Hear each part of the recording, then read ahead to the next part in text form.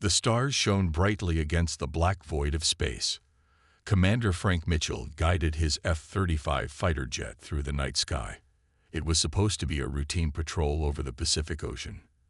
20 years in the Navy had taught him to expect the unexpected, but nothing could have prepared him for tonight.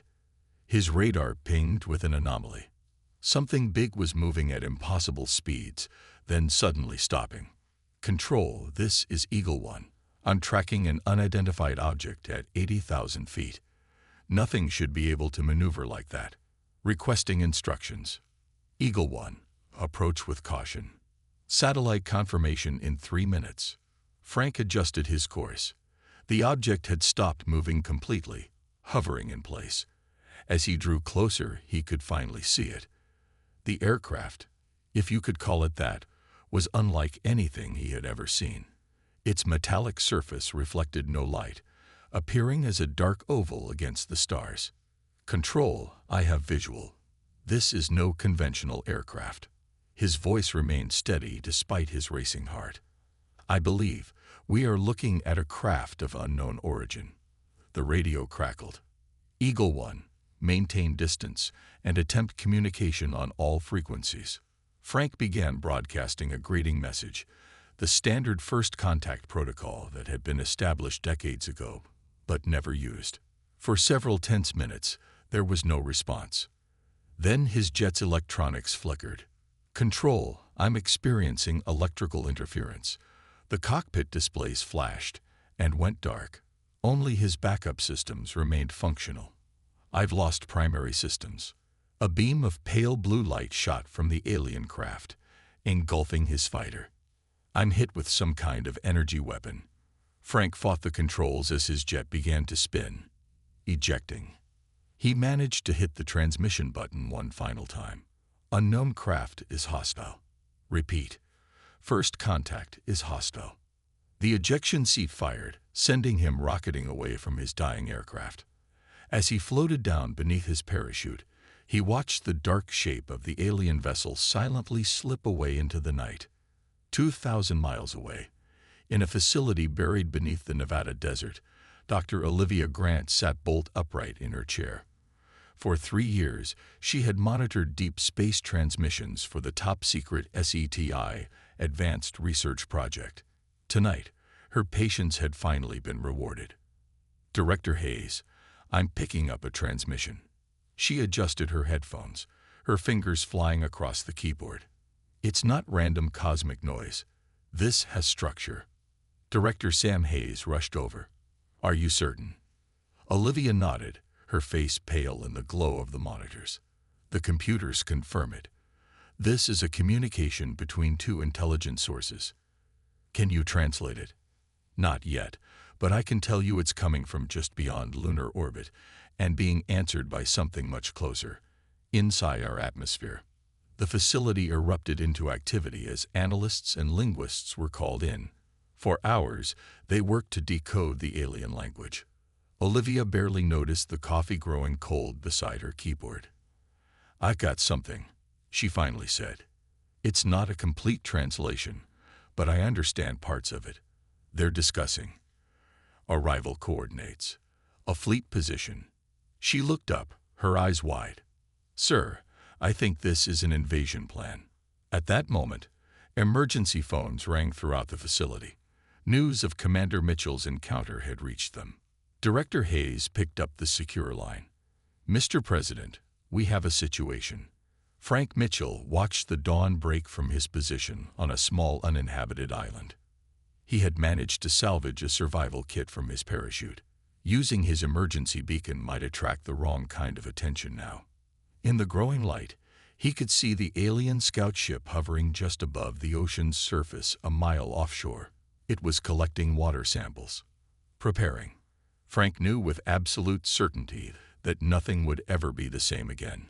Humanity was about to face its greatest challenge, and he was the only witness to the beginning of the end, or perhaps the beginning of something entirely new. The emergency summit convened in Geneva within 48 hours of the encounter.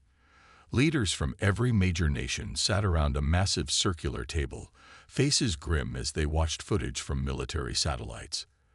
The alien scout ship had made no attempt to hide itself after disabling Commander Mitchell's jet. President Eleanor Clark of the United States stood to address the room. "Ladies and gentlemen, we face an unprecedented threat. Our traditional differences must be set aside." The Russian president nodded slowly. "For once, we are in complete agreement." Dr. Olivia Grant stood nervously at the podium, her research notes clutched tightly in her hands. She had never spoken to such an important audience before. Based on the transmissions we intercepted, the aliens call themselves the Zordaxians. They appear to be an empire that has conquered multiple worlds. Earth is simply their next target. She displayed a series of translated messages on the large screen. They consider us primitive and expect minimal resistance. The Chinese premier leaned forward. "And how large is their invasion force?" Olivia swallowed hard. "We've detected at least 30 large vessels approaching our solar system. Each one is approximately the size of a small city." A heavy silence fell over the room. The British Prime Minister spoke first. "We need a unified command structure, someone with battlefield experience and strategic vision." President Clark nodded. "I nominate General Peter Howard. He has commanded multinational forces successfully in the past." General Howard was a tall man with weathered features and gray at his temples. He stood at attention as the world leaders unanimously approved his appointment. "Thank you for your trust," he said simply. "My first priority will be to recover Commander Mitchell. He has direct experience with the enemy, and we need every advantage." In a secure room adjacent to the main chamber, engineers and scientists from a dozen countries worked frantically to analyze the alien technology from fragments of data collected during the scout ship encounter. Alan Russell, a young engineer from NASA, pointed excitedly at his screen. "Their ships emit a specific energy signature. We might be able to track them using modified satellite arrays." Dr. Grant joined his team, bringing the latest translations. The Zordaxians mentioned something called the Galactic Council in their communications. They seem to be acting without its approval. "Could this council be a potential ally?" asked a French scientist. Olivia shook her head. "There's not enough information yet, but the Zordaxians appear to be hiding their actions from this council, which suggests they might not approve." Meanwhile, on the small Pacific island, Frank Mitchell had fashioned a crude shelter from palm fronds and debris. For 6 days, he had observed the alien scout ship, noting its patterns and activities. Using a small mirror from his survival kit, he had managed to signal a passing reconnaissance drone. Within hours, a stealth submarine surfaced offshore. Navy SEALs extracted him under cover of darkness. "Commander Mitchell," said the team leader, "the world's waiting to hear what you've seen." Back in Geneva, world militaries began mobilizing. For the first time in history, nuclear submarines, fighter squadrons, and missile defenses operated under a single command structure. Soldiers from nations that had been enemies found themselves training side by side. General Howard reviewed the latest satellite data in his makeshift war room. "How long until they arrive?" 8 days, sir, based on their current velocity," replied his intelligence officer. Howard nodded grimly. "Not much time to prepare for the end of the world as we know it." Dr. Grant worked through the night with her international team of linguists, piecing together more of the Zordaxian language. What she discovered chilled her to the bone. "They're not just coming to conquer us," she told General Howard when she burst into his office at dawn. "Based on communications with other conquered worlds, they strip planets of resources and reduce native populations to slave labor." Howard's jaw tightened. "Then we have no choice. We fight, or we die as a species." Across the globe, civilians began to notice. Military movements couldn't be hidden completely. Rumors spread, and when Commander Mitchell's jet encounter was leaked online, panic threatened to erupt. President Clark made the decision. It was time to tell the world. The sky darkened over New York City as massive ships appeared from nowhere. Similar scenes played out over Beijing, Moscow, London, and every major city across the globe. The Zordaxian invasion fleet had arrived. People stopped in the streets, looking up in horror and awe. Traffic halted. Some ran in panic while others stood frozen, phones raised to capture humanity's darkest hour.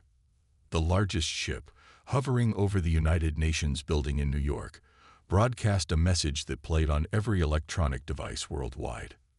People of Earth, your planet is now under Zordaxian control. Your resources belong to us. Your technology is primitive. Your weapons are useless. Surrender now, and some of you may survive as workers. Resist and face extinction. To demonstrate their power, the Zordaxians fired energy pulses at power plants across the globe.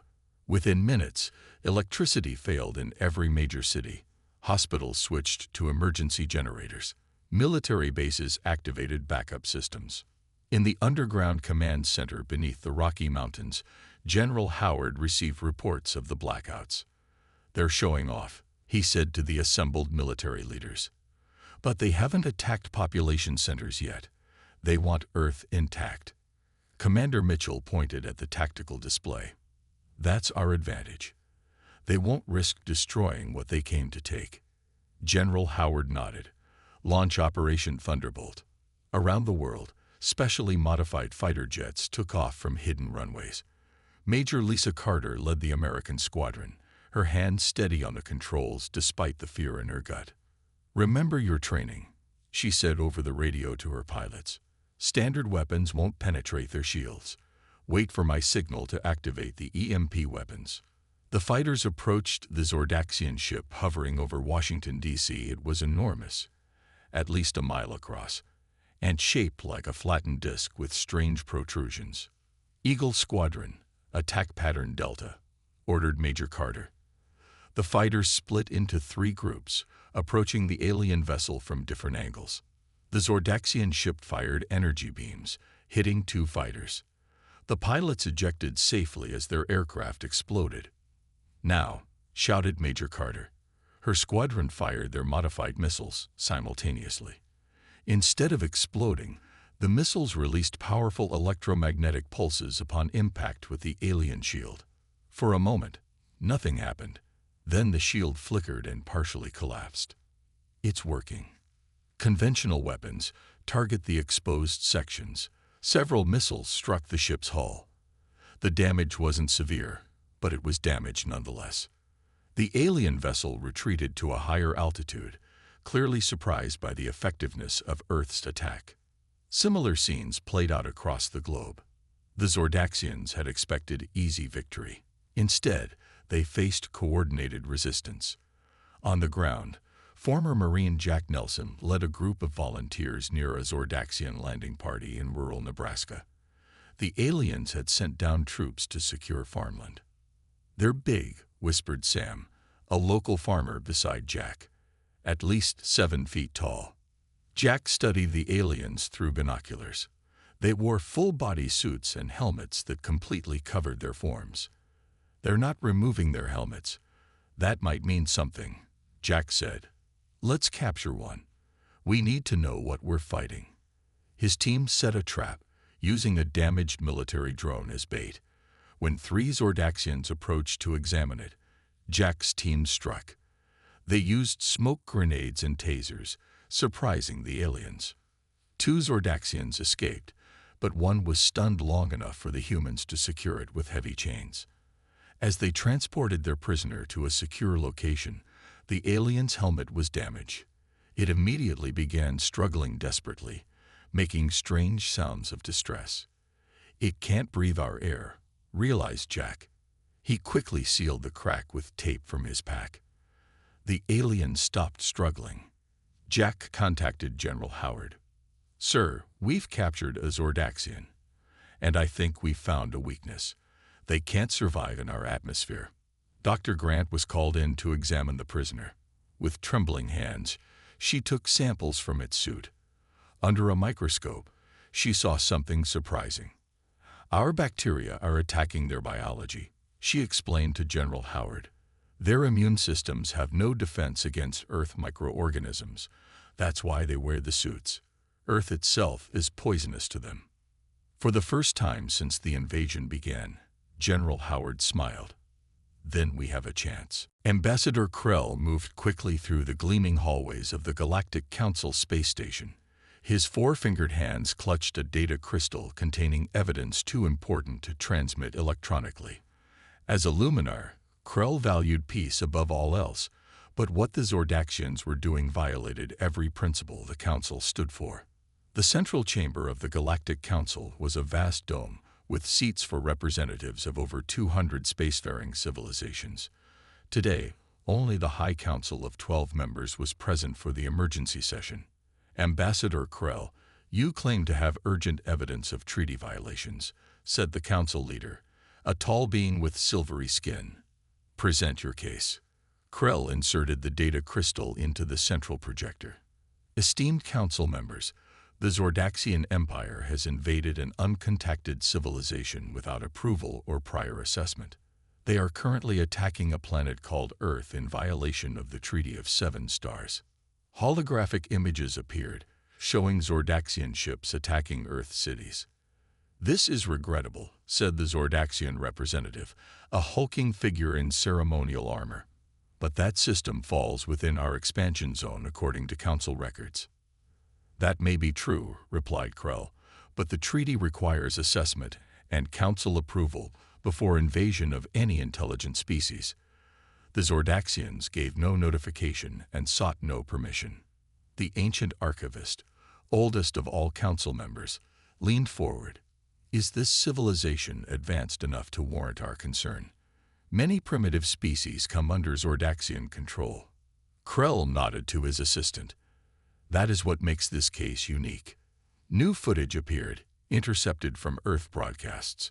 It showed Major Lisa Carter's squadron successfully damaging the Zordaxian warship. Another clip displayed the capture of a Zordaxian soldier by Jack Nelson's team. The council chamber fell silent. They fight back? Asked the archivist, surprise evident in his voice. Against Zordaxian technology. Impossible. Not only do they fight back, said Krell, but they have adapted quickly. Their civilization lacks faster than light travel, yet they have found ways to penetrate Zordaxian shields and capture Zordaxian soldiers. In just days. The Zordaxian representative stood in anger. These are manipulated images. No pre-FTL civilization could resist our military might. Krell calmly played more footage, dozens of clips showing Earth's coordinated defense, the tactical brilliance of General Howard's strategy, and the quick adaptation of Earth technology.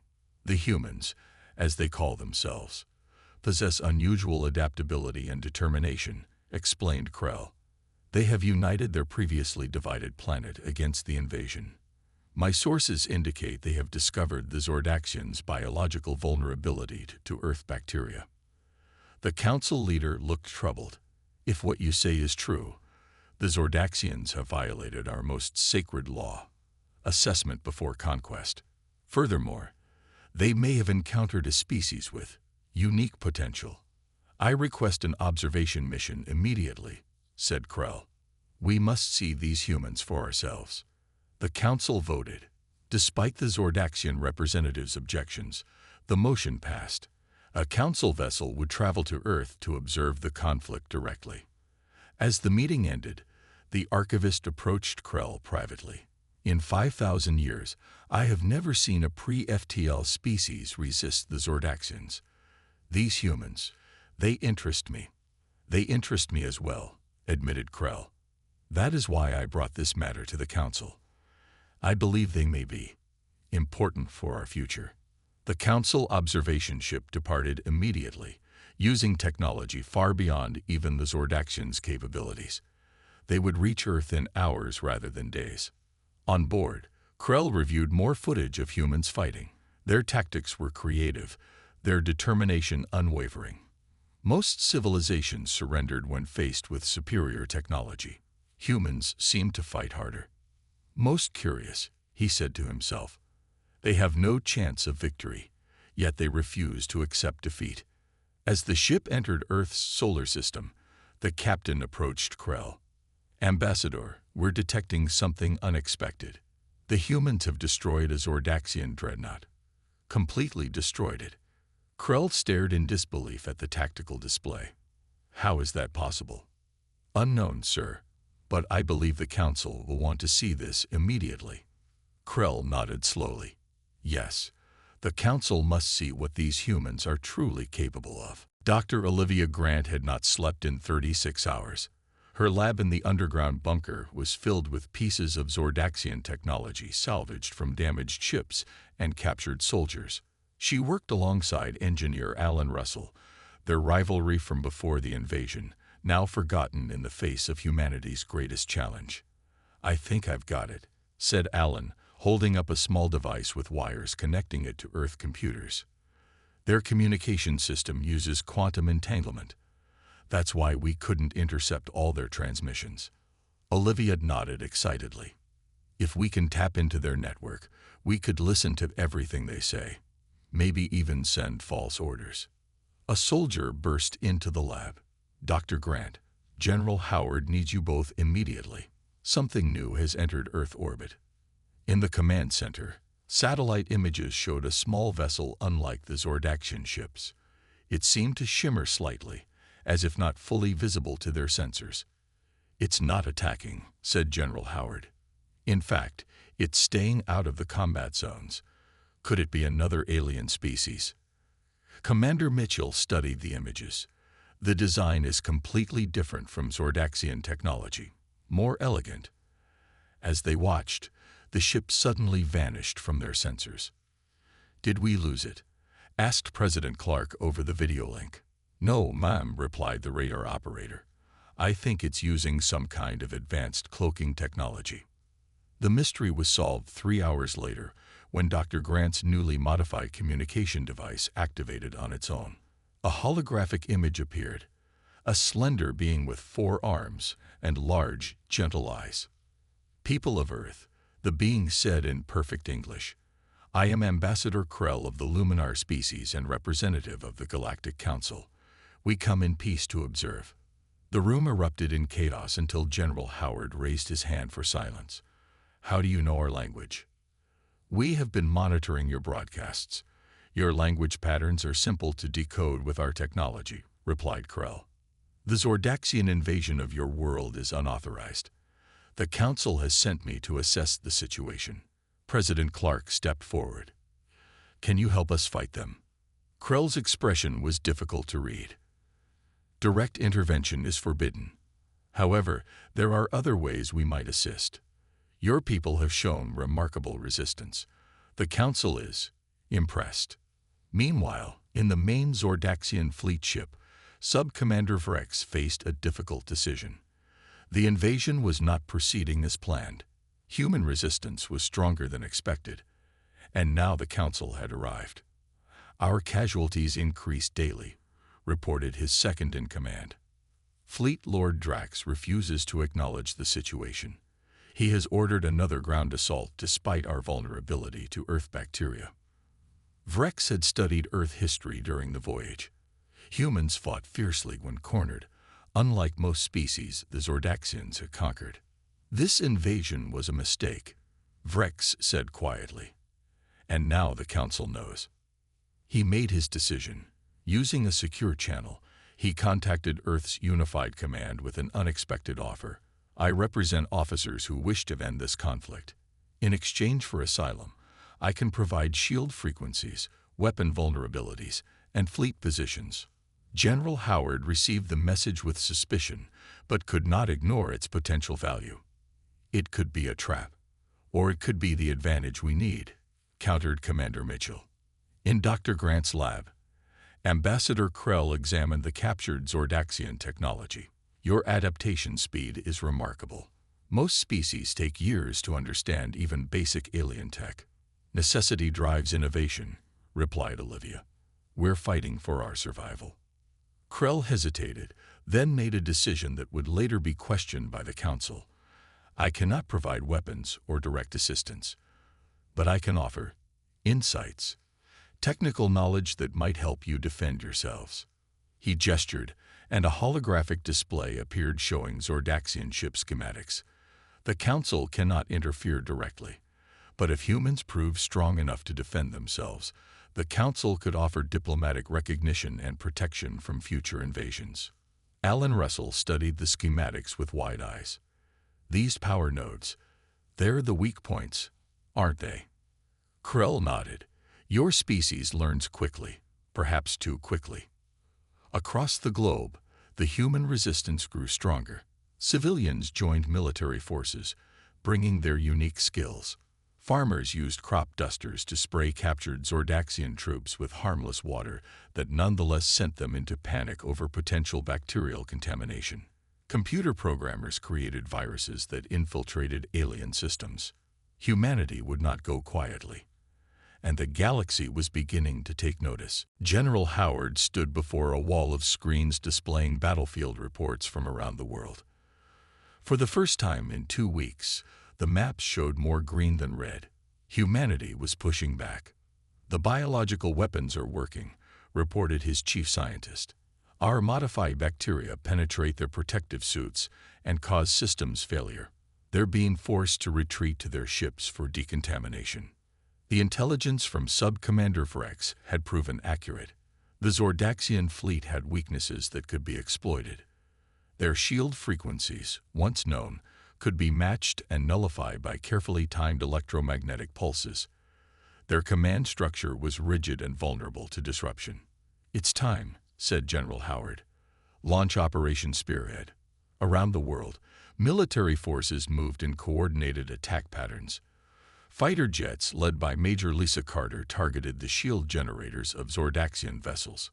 Ground forces used modified weapons that could now penetrate alien armor. Lisa's voice crackled over the radio as her squadron approached the massive Zordaxian command ship, Eagle Squadron in position. Shields are fluctuating as predicted. You have one shot at this, General Howard replied. Make it count. The fighters dove toward the shield gap, releasing specially designed missiles containing the bacteria that had proven so deadly to Zordaxian biology. 3 fighters were hit by defensive fire, exploding in bright flashes against the night sky. We've lost Johnson and Martinez, reported Lisa, her voice steady despite the losses. Continuing mission. Inside the Zordaxian command ship, alarms blared as internal sensors detected biological contamination spreading through multiple decks. Fleet Lord Drax, Supreme Commander of the invasion, roared orders to his subordinates. Seal all compartments. Execute any soldier showing signs of infection. Where is Sub-Commander Vrex? Vrex has disappeared, my lord, reported an officer. And our shields are failing in sectors 7 through 12. On Earth, Dr. Grant monitored the operation from the command center. The contamination is spreading faster than expected. Their filtration systems can't handle our bacteria. Commander Mitchell pointed to a flashing alert on the main screen. They're focusing all power to weapons. They're getting desperate. The Zordaxian command ship fired its main weapon, a beam of concentrated energy that cut through clouds and struck a military base in Colorado. The mountain above the base collapsed, burying it completely. Casualties? Asked General Howard, his face grim.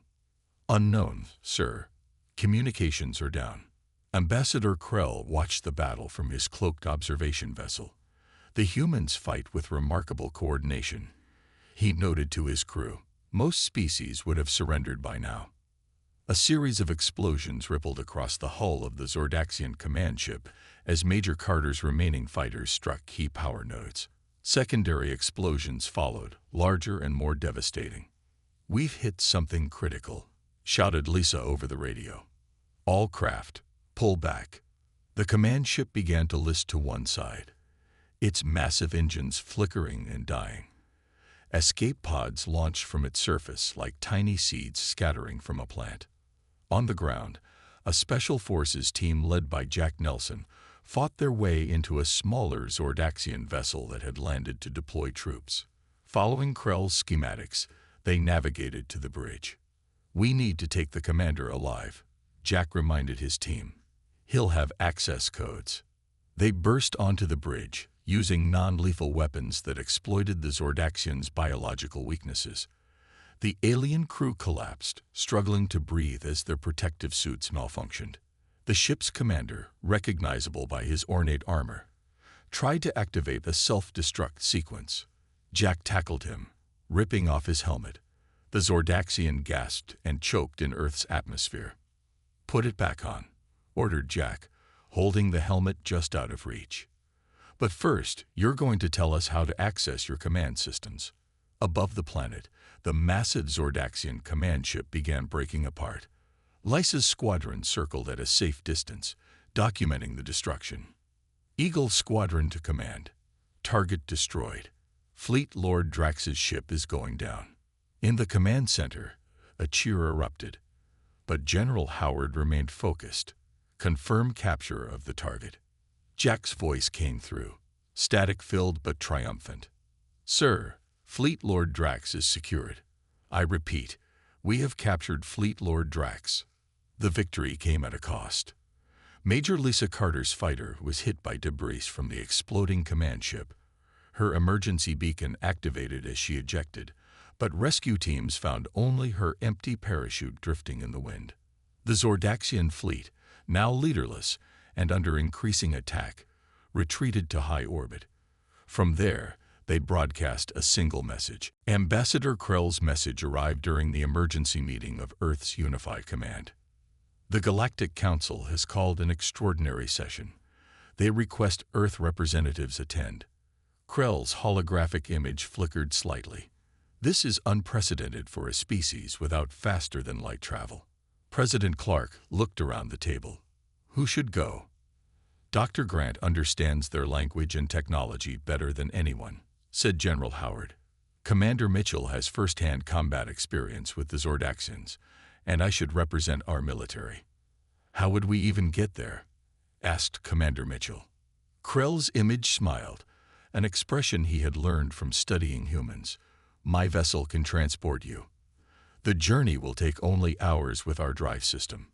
2 days later, Dr. Grant stood nervously in the preparation chamber of Krell's ship.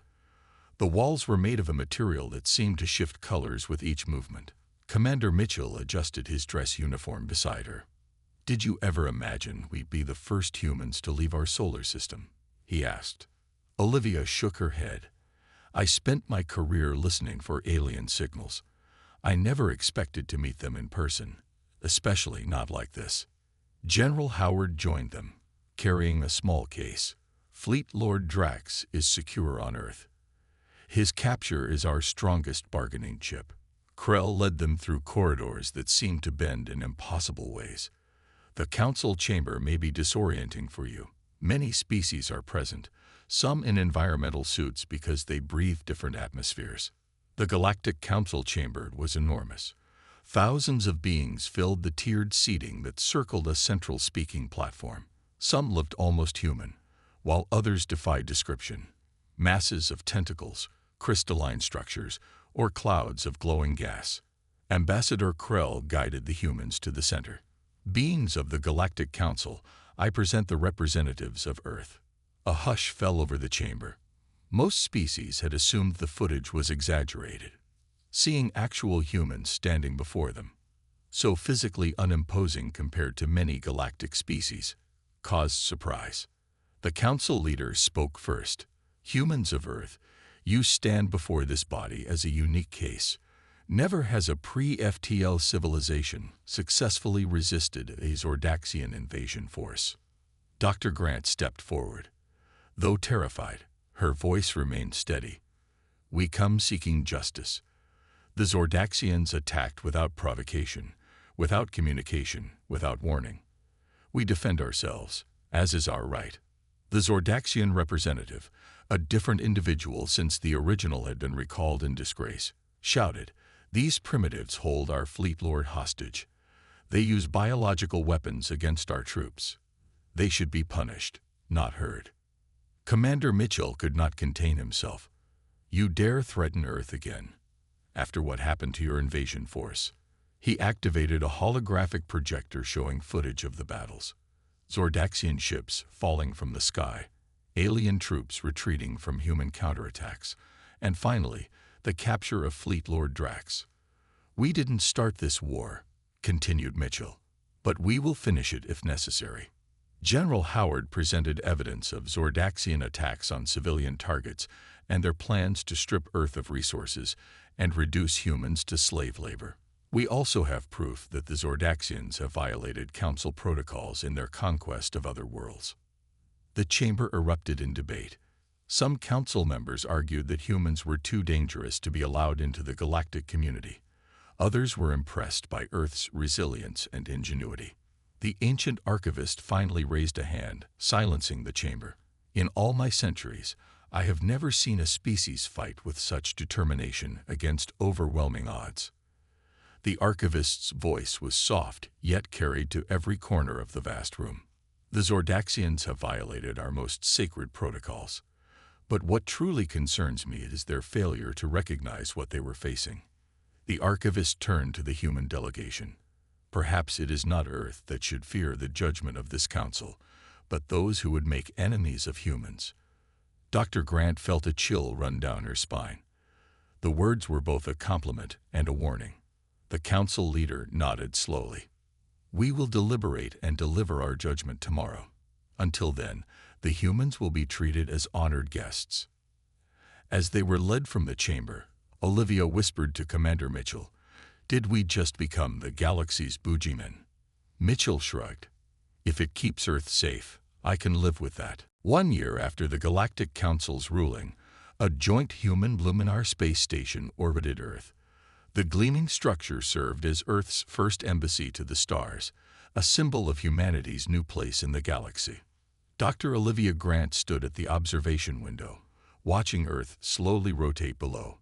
She remembered the Council's final decision, as if it were yesterday.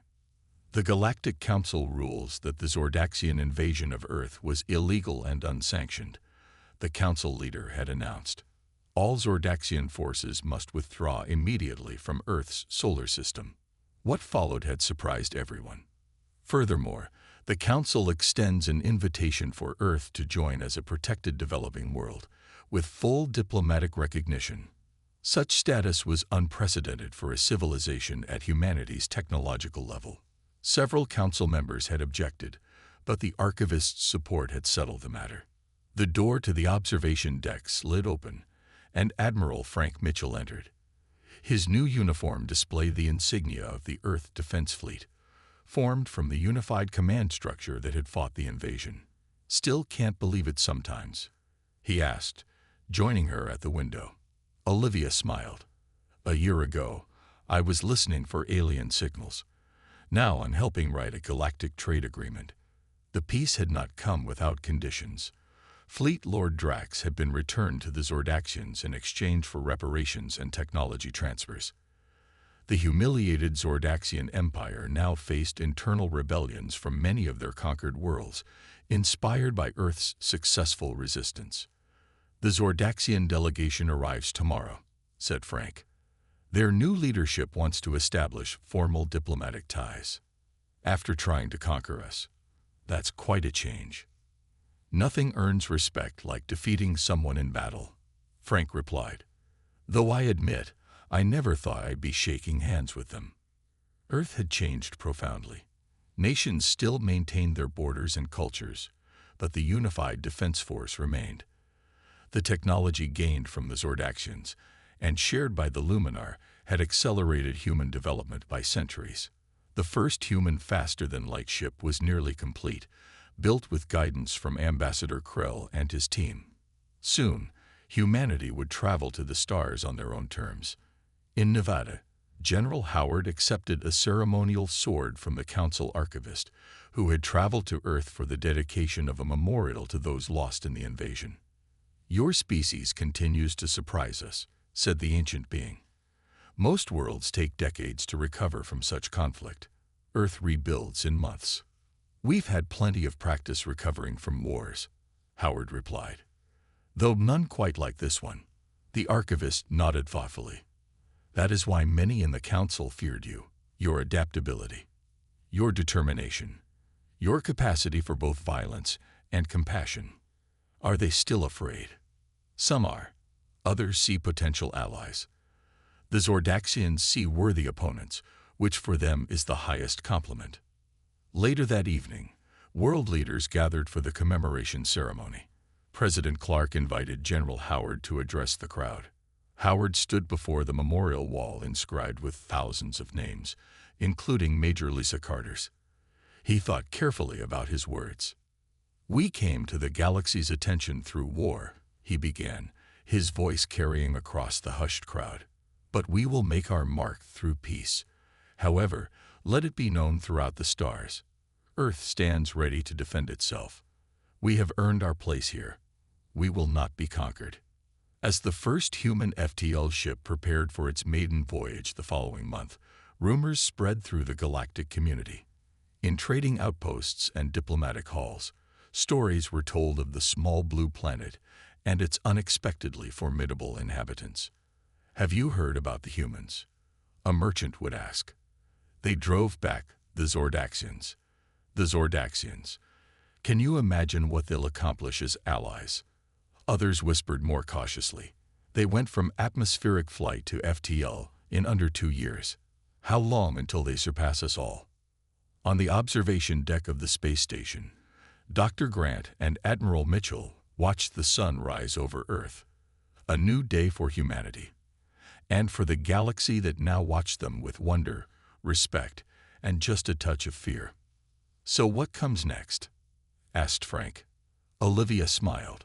"Everything."